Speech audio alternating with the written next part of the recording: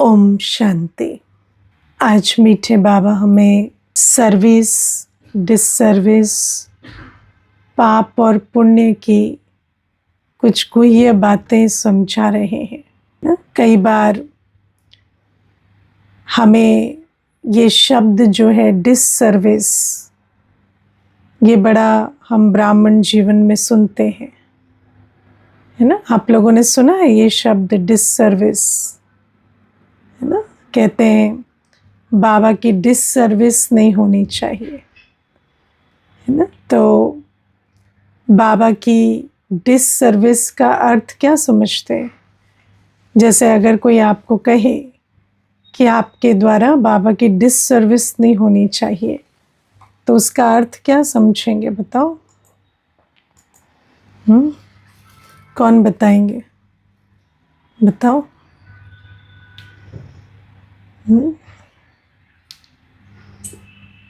हाँ जी, बताओ, mic on करके बताओ। ओम शांति दीदी। ओम शांति।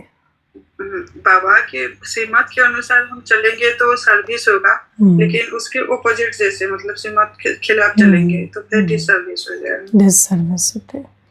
और क्या समझते हैं? है ना, यही है डिससर्विस, है ना। तो कई बार समझते हैं कि जैसे बाबा ने हमें श्रीमत दी है कि क्रोध नहीं करो, है ना, या किसी की निंदा नहीं करो, या लड़ो झगड़ो नहीं। पर अगर हम वो कर्तव्य कर रहे हैं और अगर कोई हमें देख रहा है तो वो क्या सोचेगा, है ना। यही सोचते हैं कि वो क्या सोचेगा। जैसे अगर हम मीठा बोलते हैं, प्यार से चलते हैं, तो सर्विस होती है ना, सेवा होती है। क्योंकि जैसे बाबा हमें कहते हैं कि ज्ञान तो किसी की समझ में ड्रामा अनुसार आता है, जितनी उसकी तकदीर होगी, जैसी होगी वैसा समझ आएगा।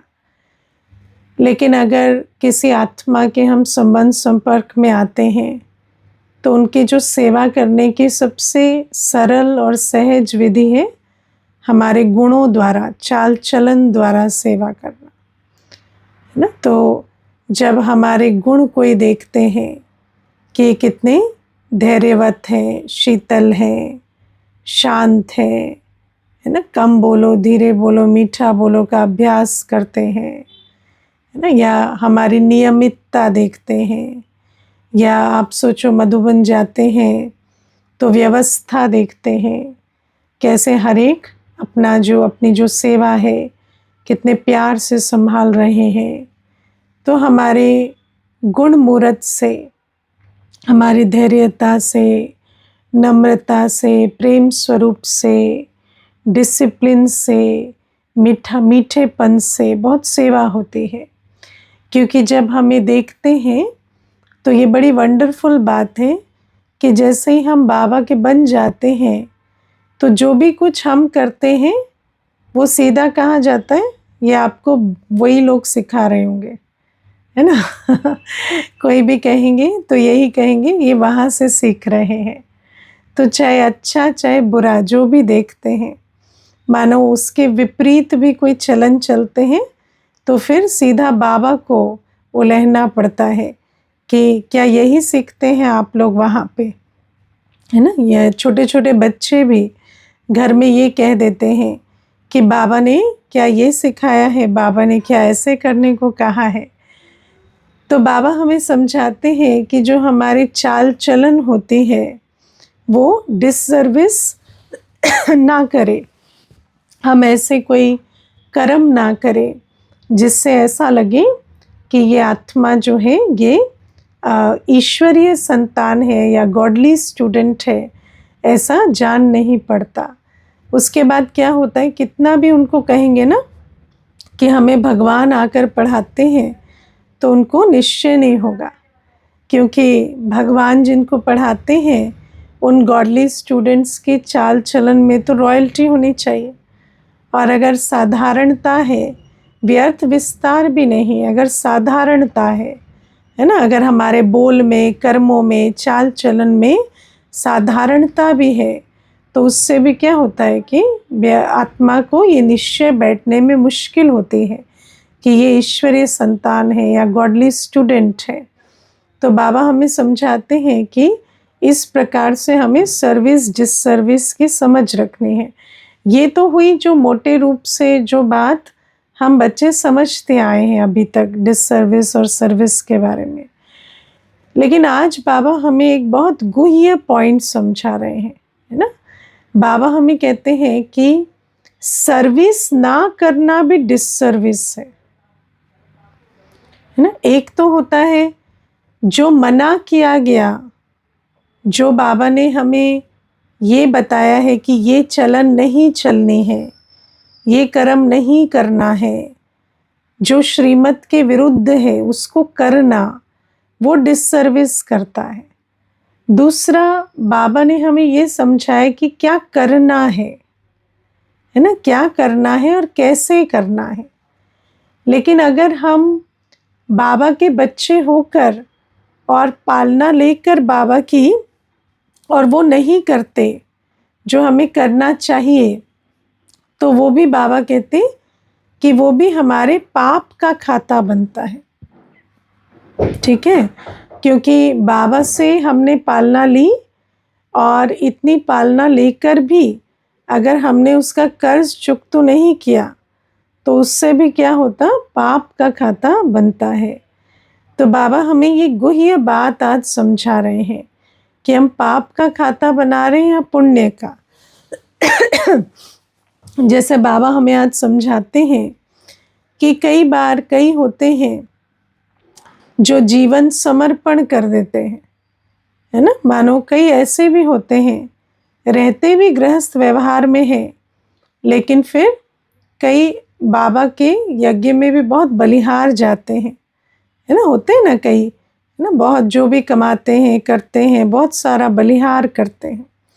तो जो ऐसे भी बच्चे होते हैं, फिर उनको क्या आ जाता है कि हम तो बलिहार गए ना, अब हम सेवा करेंगे नहीं, सेवा लेंगे, है ना। तो बाबा हमें कहते हैं कि तुमने जो कुछ किया वो अपने कल्याण के लिए किया, जो तुमने लगाया उसका पदम गुणा मिलेगा। लेकिन इसका मतलब ये नहीं कि तुम अभी सर्विस ना करो, है ना। क्योंकि अगर बाबा के घर में आए और कुछ सेवा ना करें, तो बाबा कहते हैं क्या मुझ पर मेहरबानी की है क्या? है ना, मुझ पर कोई मेहरबानी नहीं की है। तुमने जो भी बलिहार किया वो अपने लिए किया है, तो अपने पर और मेहरबानी करो, सेवा करो।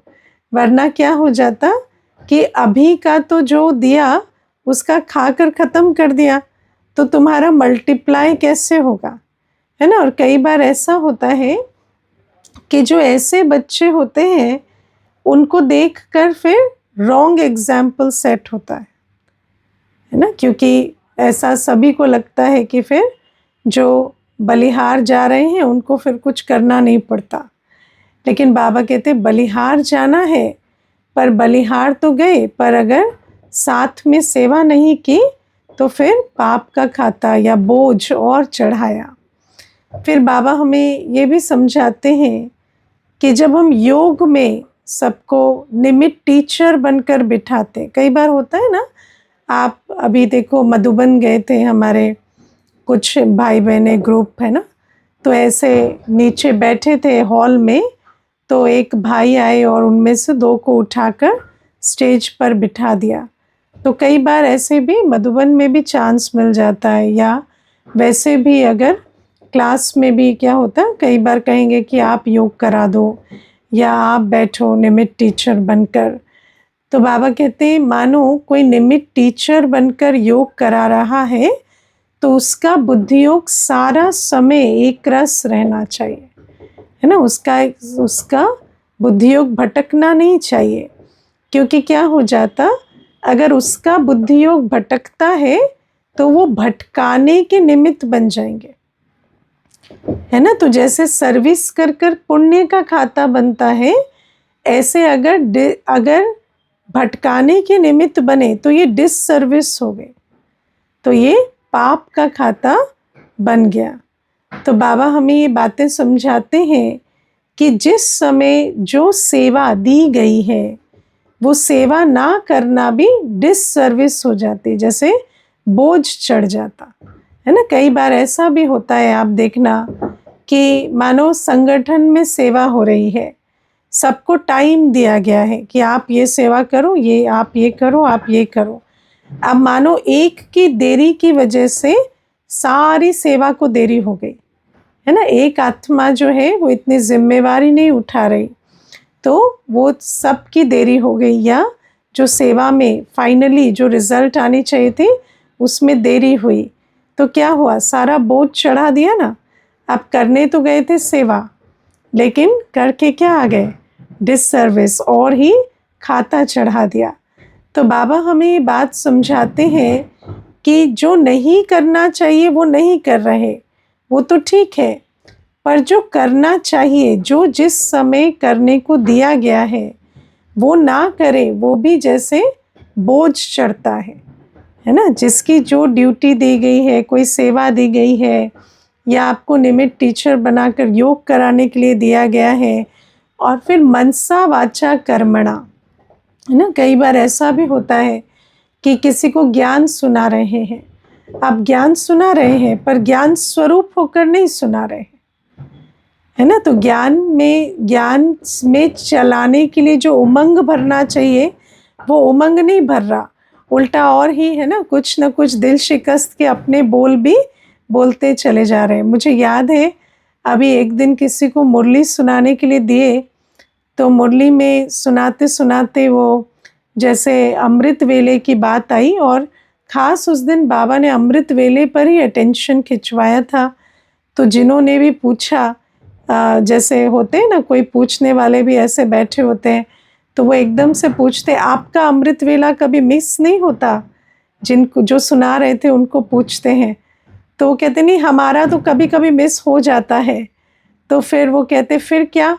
तो बोले नहीं कुछ नहीं, अगर अमृत वेला भी मिस हो जाए ना तो बाद में उठ के थोड़ा योग कर लेना चाहिए। तो अब आप सोचो कि क्या है कि खुद हिम्मत नहीं दिखा रहे और अन्य को भी क्या मत दे दी है ना, अन्य को भी क्या मत दे दी, क्योंकि अल्टीमेटली क्या होगा, जो आप करते हैं वही कहेंगे। अगर कोई आपको बहुत कुरेदेगा ना, तो आप जो करते हैं वही कहेंगे। और आप सोचो, बाबा जो हमें इतना ज्ञान सुना रहा है, इतना उमंग भर रहा है, वो सब का कोई लाभ नहीं होगा।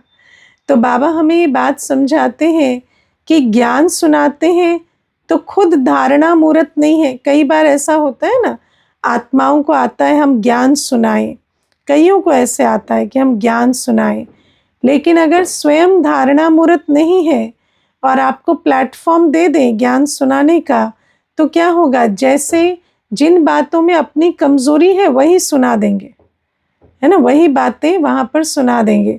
सिर्फ स्थूल धारणाओं की बात नहीं है। जैसे कोई पूछेगा कि मुझ में निर्णय शक्ति नहीं है, तो कहेंगे हाँ, निर्णय शक्ति तो बहुत मुश्किल है, मुझ में भी नहीं है ना। तो फिर क्या होगा कि सामने वाले को आएगा कि टीचर में ही नहीं है, तो फिर हमें क्या होगी।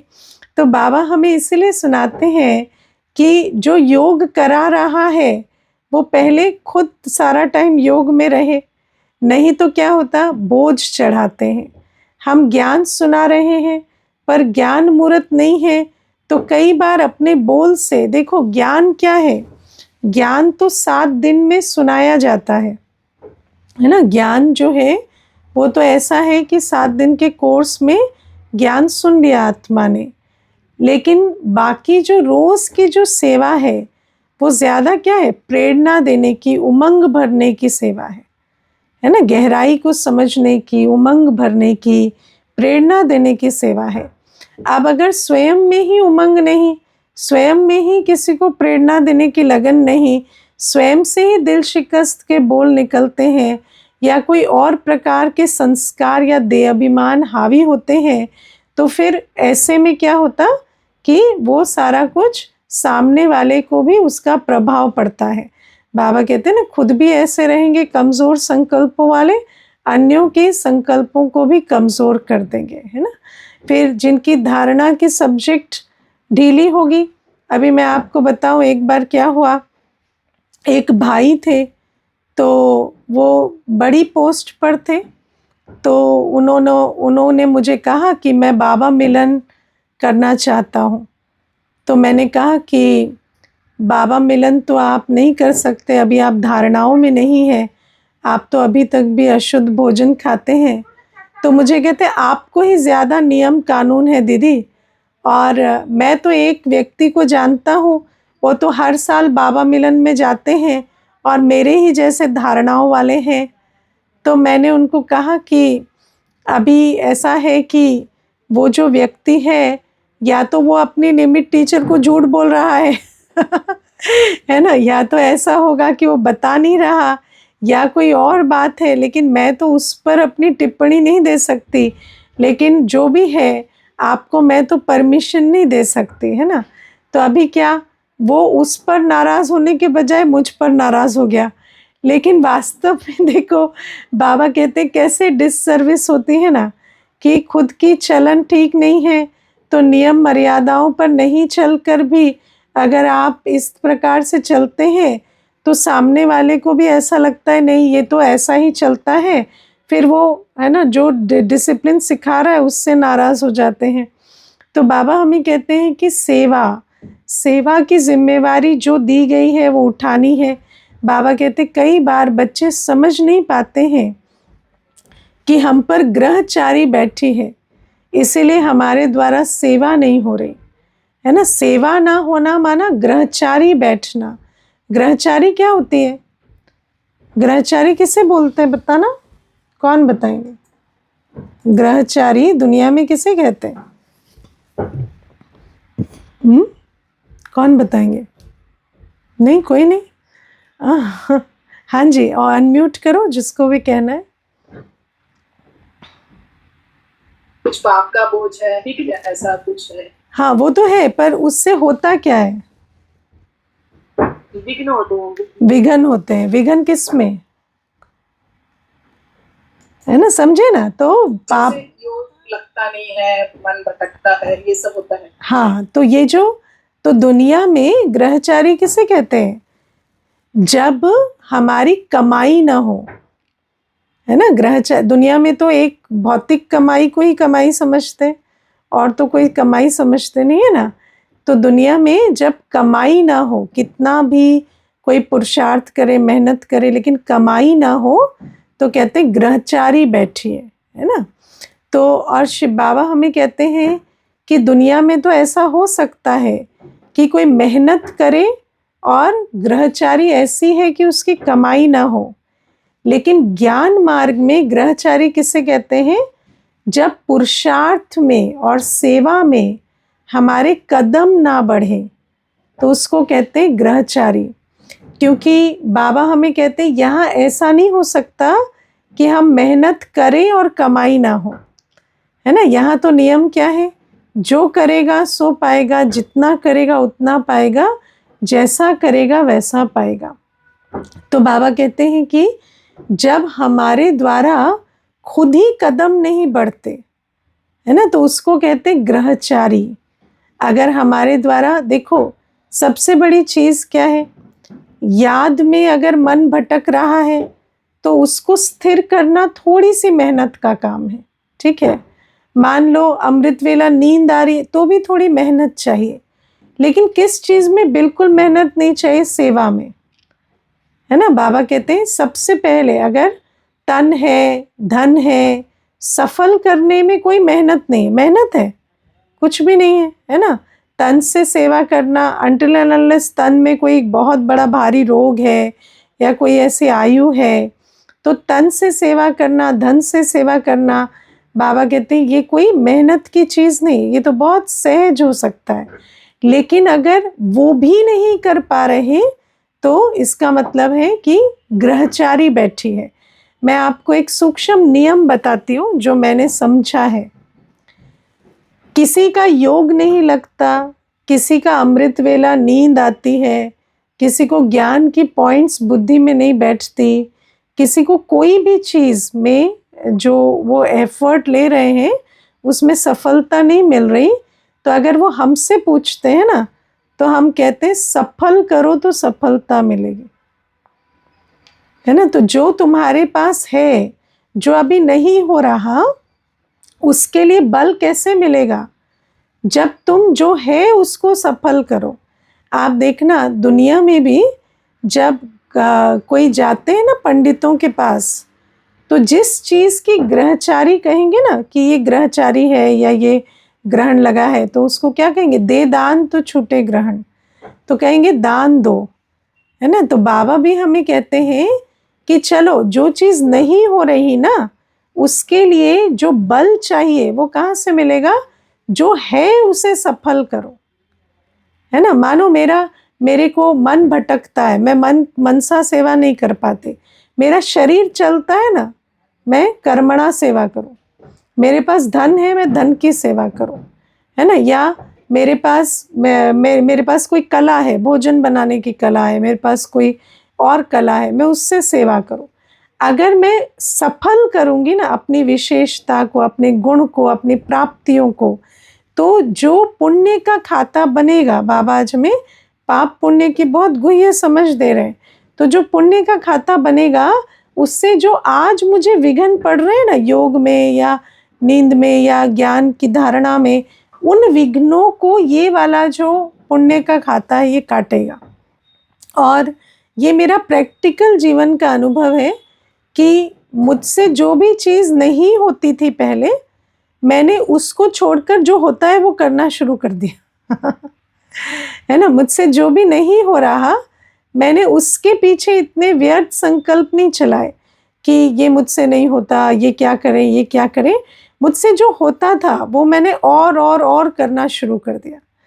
तो जब वो करना शुरू कर दिया तो मैंने देखा कि वो जो नहीं होता था वो भी होने लगा, है ना। जिस भी सब्जेक्ट में कमी थी, मानो आपकी धारणा में कमी है, मानो आपको भोजन की तरफ बहुत आसक्ति होती है या कोई भी चीज़ है, तो आप पहले जो आपसे हो रहा है, और सबसे इजी सब्जेक्ट क्या है? सर्विस, है ना। देखो दुनिया में भी जिसके अंदर कुछ भी नहीं है वो भी तो सर्विस कर लेता है ना। तो बाबा कहते हैं कि चलो अवस्था भी नहीं है अभी, लेकिन कम से कम जो सफल करने की विधि बाबा ने दी है उतना तो करो। जब वो करते जाएंगे तो बाकी भी हर तरफ से जो माया, जो विघ्न डाल रही है, वो भी खत्म होंगे। और बाबा हमें कहते हैं अगर हमसे सर्विस ही नहीं पहुंचती, अगर हम सेवा के ही सब्जेक्ट में कमज़ोर हैं, तो इसका मतलब हम पर ग्रहचारी बैठी हुई है ना। फिर बाबा हमें कहते हैं कभी भी कमज़ोर संकल्प नहीं लेना, है ना। बाबा आज हमें बहुत सुंदर समझाते हैं ना। कई क्या कहते हैं कि सब थोड़ी राजा बनेंगे, है ना बाबा कहते हैं कई कहते हैं कि बादशाही लेनी तो मुश्किल है ना, बादशाही लेनी तो मुश्किल है। बाप कहते हैं ऐसा समझना कमज़ोरी है, बाप और वर्षे को याद करना तो बहुत सहज है। बच्चों में हिम्मत नहीं आती राजाई लेने की, तो कायर होकर बैठ जाते हैं, ना खुद लेते हैं ना औरों को लेने देते हैं, है ना। तो बाबा हमें ये समझाते हैं कि कभी भी ऐसे संकल्प नहीं लेने। जैसे कई बार बच्चों को पूछो ना आप कितने नंबर पर आएंगे माला में, तो क्या कहते हैं? हाँ दीदी माला में तो मुश्किल है है ना। तो बाबा कहते हैं कि अपना जो लक्ष्य है उसमें हिम्मत रखनी चाहिए, ऐसे कायर नहीं होना चाहिए, है ना। दुनिया में जैसे कहते हैं ना कि हर चीज़ में कायर नहीं बनो, तो वो तो फिजिकल स्ट्रेंथ की बात करते हैं, लेकिन यहाँ हमारी सबसे बड़ी शक्ति क्या है? संकल्प शक्ति। हमारे संकल्प कमज़ोर नहीं होने चाहिए। संकल्प क्या हो कि मुझे नंबर 1 बनना ही है। मेरा संकल्प क्या है? नंबर 1 बनने का संकल्प। किस किस को राजधानी में आने का संकल्प है बाबा के साथ? है संकल्प?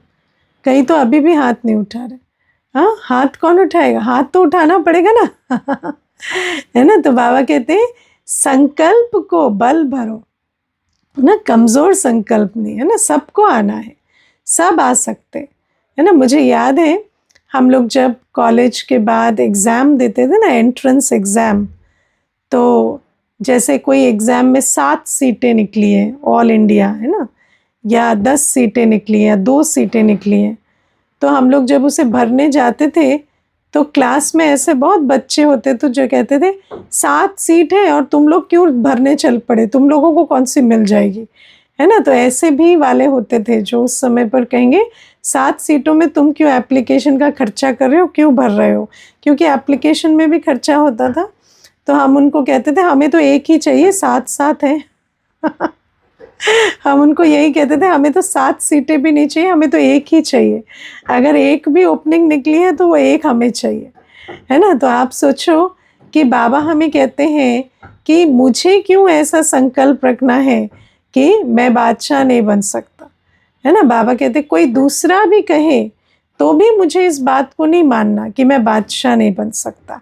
एक तो संकल्प को ऊंचा रखना है और दूसरा फिर हिम्मत रखकर पुरुषार्थ भी करना है ना। वरना क्या हो जाएगा, वरना वो झूठी हो जाएगी।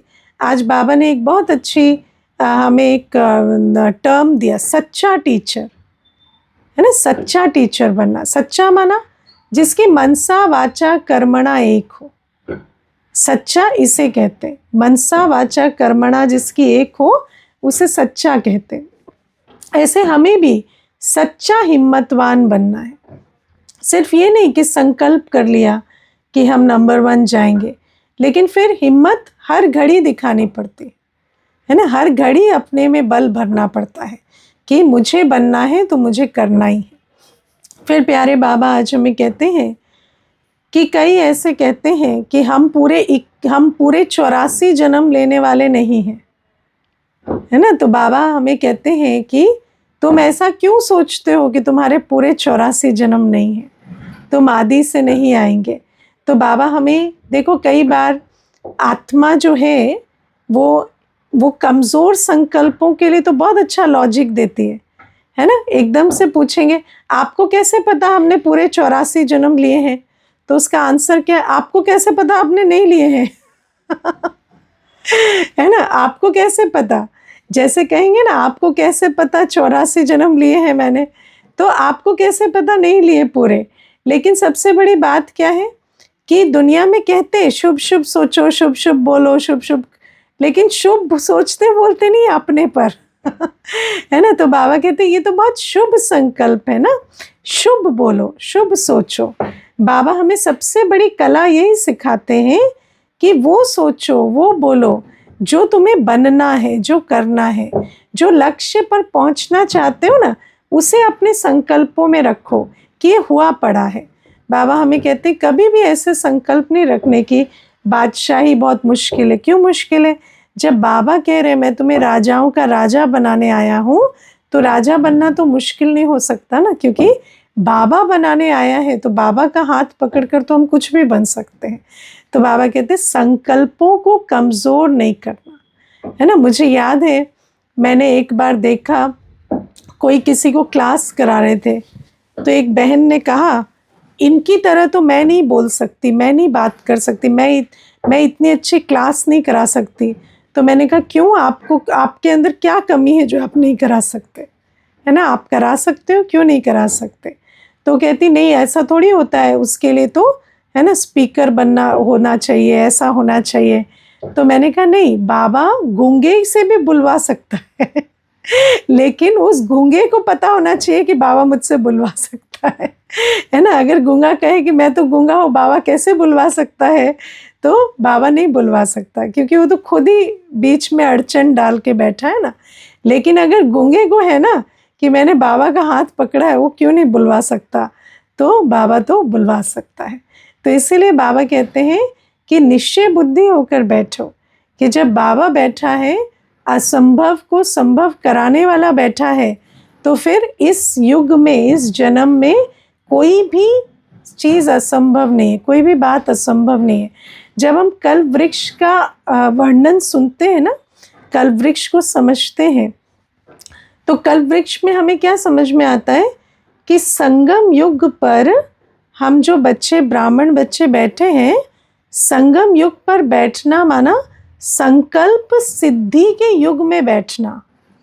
सुना है ना ये एक्सप्लेनेशन कि संगम युग जड़ों में बैठना माना संकल्प सिद्धि के युग में बैठना। अब जो संकल्प सिद्धि का जो युग है, उसमें सबसे बड़ा अस्त्र क्या है? हमारा संकल्प, है ना। संकल्प, ये जो युग है ना, इसका वर्णन है संकल्प सिद्धि का युग। तो संकल्प सिद्धि के युग में हमारा सबसे बड़ा अस्त्र, हमारे सबसे बड़ी शक्ति हमारे संकल्प है। और अगर हम अपने संकल्पों में बल भर लें तो फिर उन्हें सिद्ध करना समय और बाबा का काम है। लेकिन हमारा जो काम है वो है अपने संकल्पों को कमज़ोर नहीं होने देना, है ना। आप देखना, ब्राह्मण जो चाहे वो कर सकता है, लेकिन चैलेंज क्या है? ब्राह्मण चाहे है ना। इसीलिए बाबा हमें रोज़ मुरली सुनाते हैं, रोज़ बल भरते हैं, ताकि मेरे बच्चे वो चाहें जो मैं चाहता हूँ वो चाहें, है ना। और अगर बच्चे बाबा जो संकल्प रखते हैं वो रखने लगे ना, तो बाबा और ड्रामा दोनों मिलकर उन संकल्पों को पूरा करेंगे। सिर्फ बाबा हमारे साथ नहीं, ड्रामा भी हमारे साथ है अभी, है ना। ड्रामा भी हमें मनुष्य से देवता बनाना चाहता है ना, क्योंकि ड्रामा भी तो इंतज़ार कर रहा है ना कि मुझे अब सतयुग में टर्न होना है। तो ड्रामा भी चाहता है, बाबा भी चाहता है, बस बच्चों को कमज़ोर संकल्प नहीं रचने हैं।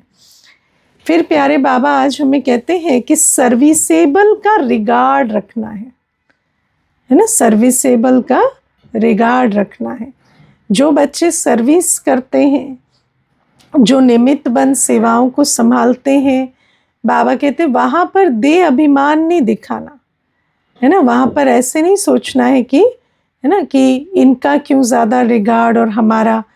मैंने ये धारणा देखी है, जो अच्छे पक्के बच्चे होते हैं ना बाबा के, वो जो सर्विस वो नहीं कर पाते, वो सर्विस बाबा की जो संभालते हैं, वो उनका रिगार्ड रखते हैं।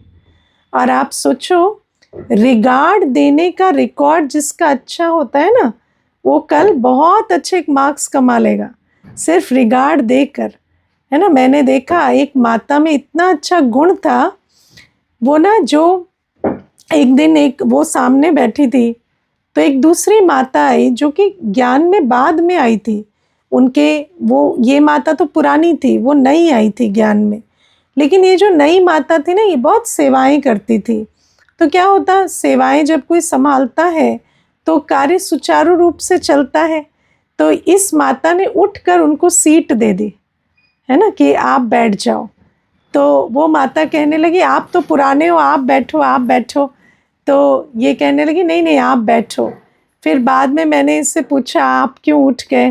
तो कहती, नहीं नहीं दीदी, सर्विसेबल है, उनका रिगार्ड रखना चाहिए, है ना, संगठन में शक्ति रहती है। और आप देखो, मैंने उनको उठकर कहा आप बैठो, तो उसने भी तो कहा ना आप बैठो है ना। तो कुर्सी से क्या फ़र्क पड़ता है, लेकिन कितना प्रेम प्यार का हमारा संबंध बन रहा है। और इसी प्रकार दीदी हम सब आगे बढ़ते रहें मिलके, और क्या चाहिए। किसी से आगे थोड़ी जाना है, सबको मिलके ही आगे जाना है। तो मुझे इतना अच्छा लगा कि देखो, एक धारणा भी अगर हमारे अंदर रिगार्ड देने की होती है, तो अब आप सोचो, उसने कितनी सेवा की, लेकिन इसने सिर्फ सर्विसेबल को रिगार्ड दिया तो भी इसकी कमाई हो गई है ना। तो ये भी चतुर सुजान, बाबा कई बार कहता है ना कि मेरे बच्चे चतुर सुजान हैं, और कई ऐसे बच्चे होते हैं जो चपटी में खूब कमाई करना जानते हैं। तो बाबा भी हमें समझाते हैं कि कभी भी जो सर्विस करते हैं उनसे रीस नहीं करनी है ना। कोई उनको रिगार्ड दे रहा है, कई ऐसे होते हैं जो उनको कोई रिगार्ड दे रहा है तो रीस करते हैं कि इनको ज़्यादा क्यों पूछा, इनको यहाँ क्यों बिठाया, इनको सुविधा क्यों दी। और जो समझदार होते हैं वो तो ये समझते हैं कि उन्हीं को क्यों, हम भी उनको रिगार्ड दें, तो बहुत अच्छे से संगठन में हमारा कार्य चले, आगे बढ़े। और समझदारी की तो बात यही है कि हम सबको इकट्ठे आगे बढ़ना है। तो ये भी बाबा हमें समझाते हैं। फिर प्यारे बाबा आज हमें कहते हैं, सर्विस के बिना भोजन नहीं करना। कोई है ऐसी धारणा वाले जो किसी की सेवा नहीं करते तो भोजन नहीं स्वीकार करते? हाँ, है ऐसे हाँ, करते। एक जने ने हाथ उठाया, बहुत अच्छा है ना। तो कोई भी हो, चाहे कोई भी, है ना, चाहे आप सुबह सुबह वॉक पे गए या किसी है ना, किसी से बात, किसी से सब्जी ली, किसी का कुछ, किसी से रास्ते पर मिले, या ऐसे भी बाहर बैठे हैं, किसी से गुड मॉर्निंग ओम शांति हुआ, तो उसको भी थोड़ा सा बाबा का परिचय दे दो। तो बाबा कहते कुछ ना कुछ सर्विस कर कर ही हमें भोजन स्वीकार करना चाहिए। जगदीश भाई साहब के बारे में ये बात प्रचलित है कि उनके अंदर ये बहुत पक्की धारणा थी कि जिस दिन वो किसी को परिचय नहीं देते थे तो नाश्ता उसके पहले भोजन या नाश्ता स्वीकार नहीं करते थे, है ना। तो ऐसे धारणा संपन्न बनना है। अच्छा, ओम शांति।